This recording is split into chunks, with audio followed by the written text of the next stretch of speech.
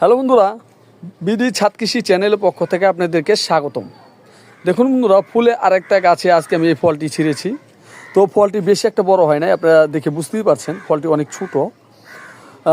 ফলটি কাটার পর দেখতে পেলাম যে মোটামুটি লাল হয়েছে, বেশি একটা লাল হয় নাই। আর এই বর্ষার সময় সাধারণত গাছের ফল এই সময় একটু লাল খুবই কম হয়। আর এই সময় গাছে প্রচুর পরিমাণে ছত্রাকে আক্রমণ করে, তারপরে পোকামাকড়ে আক্রমণ করে থাকে এই সময়। তাই এই সময় গাছে ঘন ঘন আপনার রাসায়নিক বা পিজিআর এই ধরনের ছত্রাকনাশক স্প্রে করতে হয় ঘন ঘন। যখন বৃষ্টি আসবে ঠিক তারপরের দিনই এই স্প্রেগুলো করতে হবে। তো আমার গাছে এই ফলটা আমি প্রথম ছিঁড়েছি। আরও গাছে কিছু ফল আছে, দেখুন আপনারা লক্ষ্য করুন, অনেক ফল আছে গাছে।